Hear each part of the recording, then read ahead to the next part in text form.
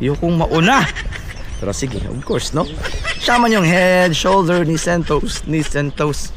Actually, kung yaman lang yung pag-uusapan natin, mayaman yung mga tao dito kasi so we should be always thankful. And kung may mga challenges man tayong nararanasan sa buhay, of course, i-pray lang natin yan. Kasi alam nyo naman na walang ibinibigay na challenges na hindi natin kayang lampasan, no?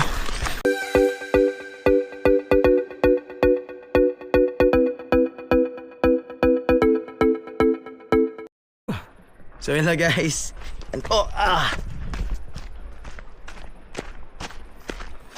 Papunta na kaming school. Nauna na po sila Sir Mark. Pahuli po tayo. And flex ko lang po, ginagamit ko na po ngayon yung action cam natin. Matagal na po to, kaso ngayon lang nagamit. Kasi akala ko ba naman na pag makabili na tayo ng ganito, pwede nang gamitin.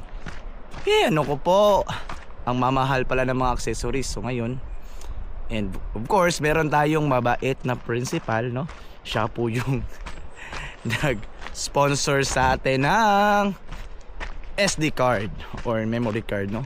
So actually napakamahal ng memory card, guys, no? Meron ngang 10k.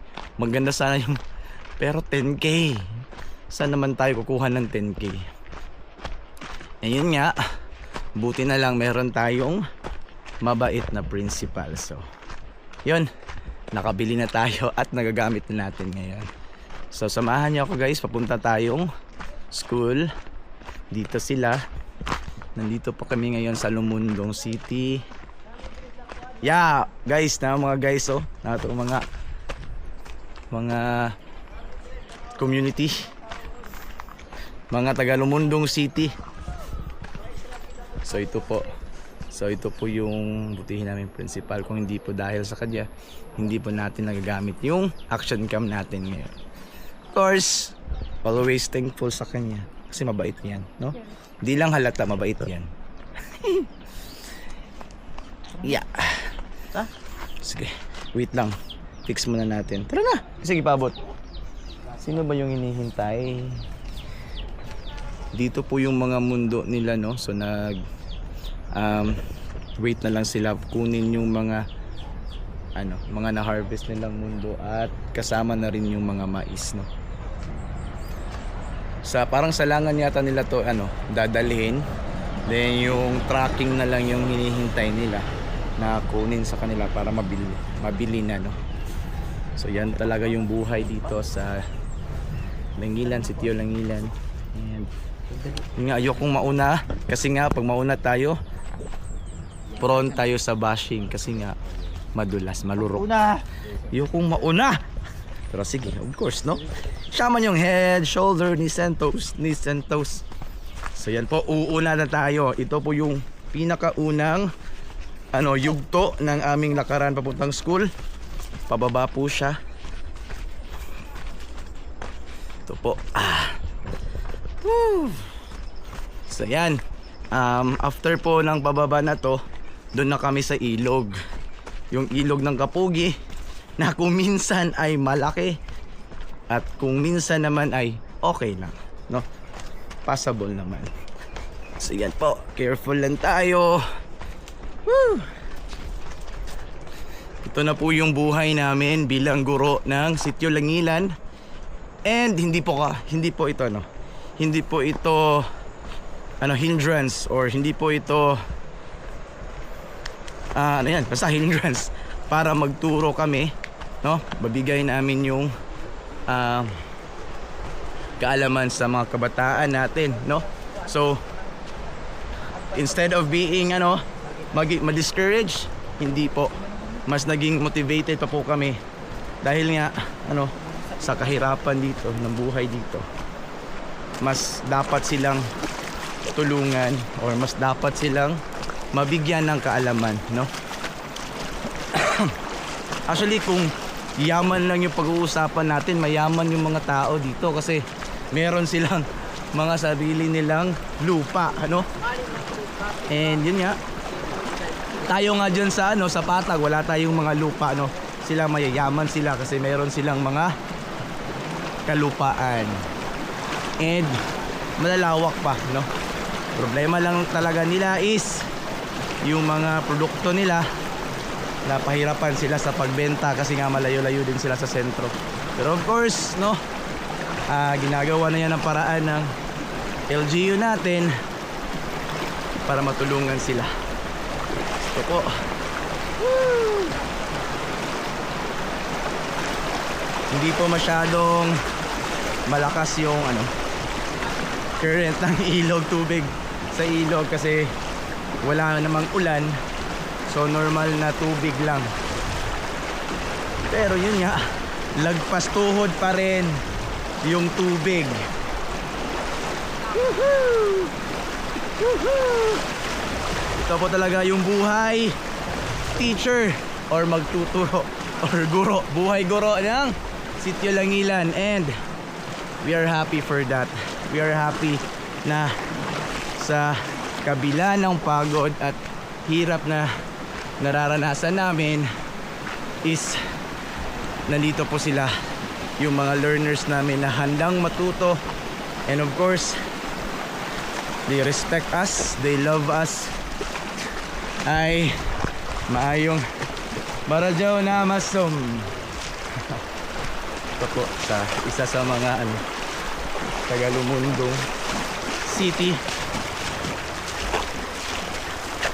Mababait po yung mga tao dito, guys, no? Lahat po sila very welcoming. Yan nga po, isa sa mga ano is mababait talaga yung mga tao dito. Hik! Kalagot. Pumapasok yung maliliit na bato, yung mga pebbles sa sandals natin. Guys, here,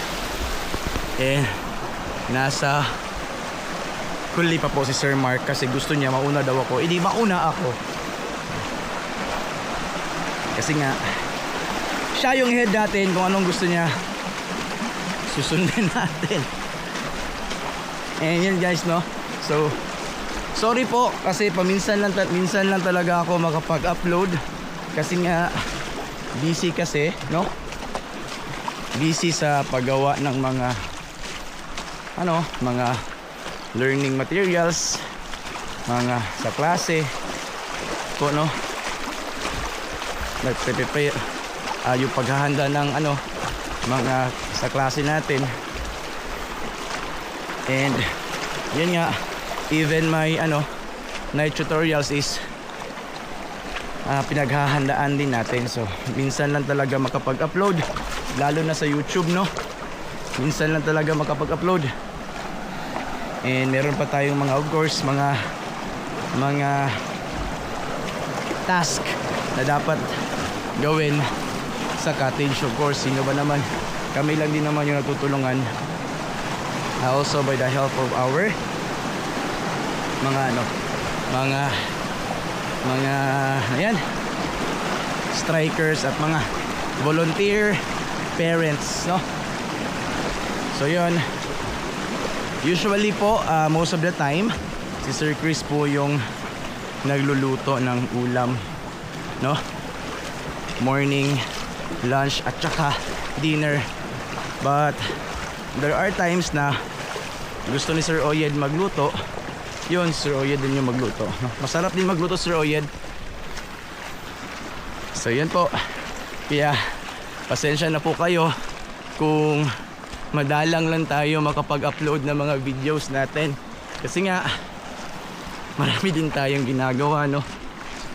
But of course, if may time tayo, mag-upload tayo. And mahirap din kasi mag-edit pa, mag-e-edit pa kasi. Pero alam nyo ba, guys, no? So anyways, no, so moving forward, I just want to share something with you lang, no? You know what, guys, despite of being badlungon, or hindi naman tayo talaga sobrang mabait na tao, no, may mga kakulitan din naman tayo. Gusto ko lang i-share sa inyo guys na uy, ba't madumi? Gusto ko lang i-share sa inyo guys na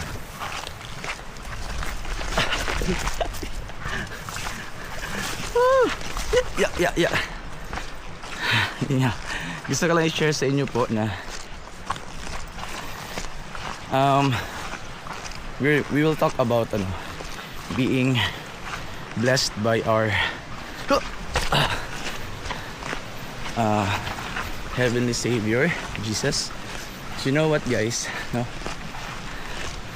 Feeling ko po talaga is nilalagay niya ako sa mga lugar na kung saan hindi talaga ako masyadong mahirapan, no? Yes, mahirap siya physically, but kung mahirap dito, no, physically, pero masaya naman kami kasi nga maraming mga learners na masayang nag-aabang sa amin, masayang naghihintay, no? Yun nga po, blessed tayo, nandito tayo na-assign, and yun nga, no? So as we have mentioned on our previous vlogs that as of the moment hindi pa po tayo sumasahod, pero still, no,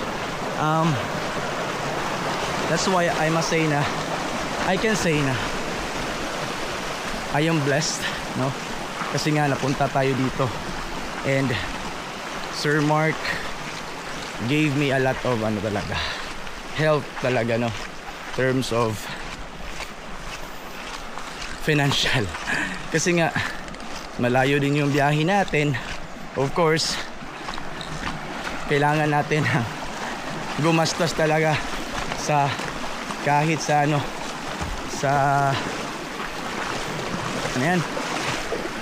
sa gasolina, sa panggas natin. I think yung nagagastos natin sa gasolina back and forth is more or less 1,000, no?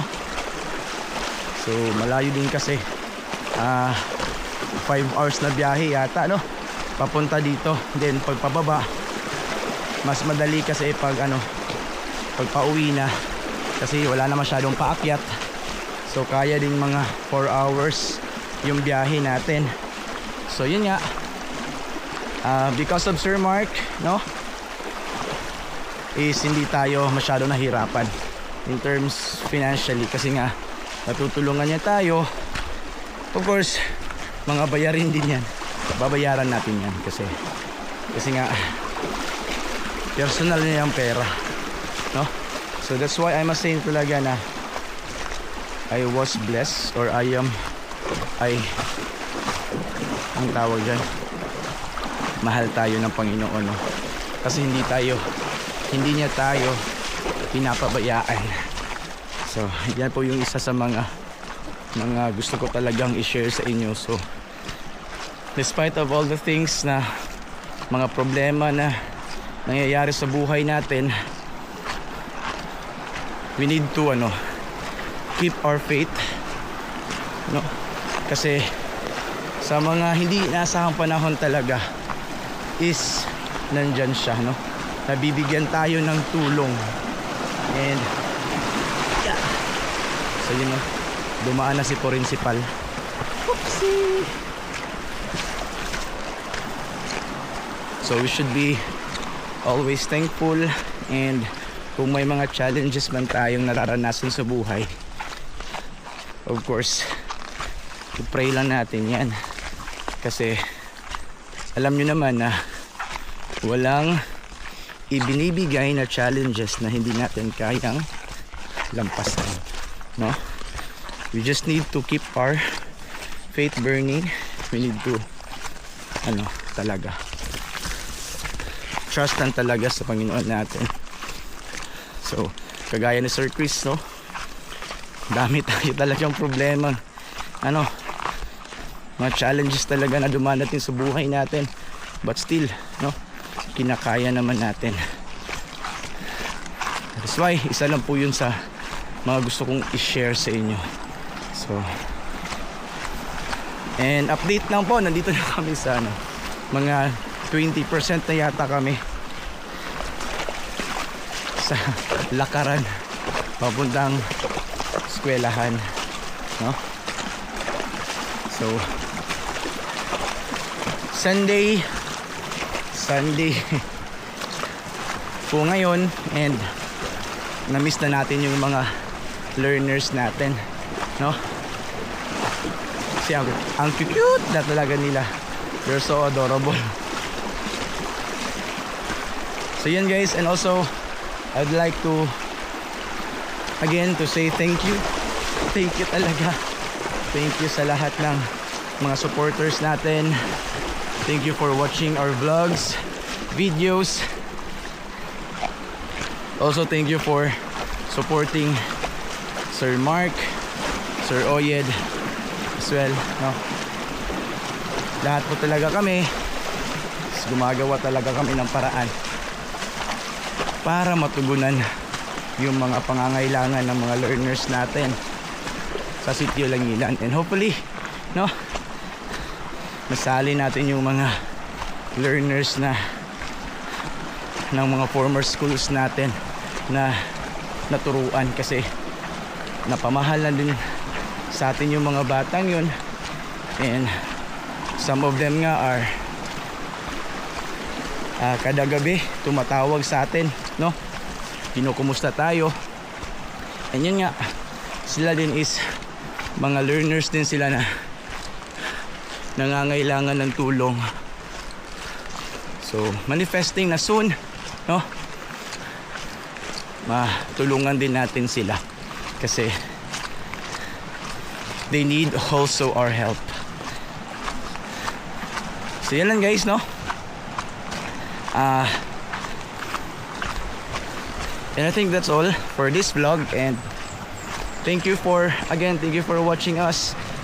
Please keep on sharing and watching our videos. And that's all. Sir Chris here. Ingat. God bless.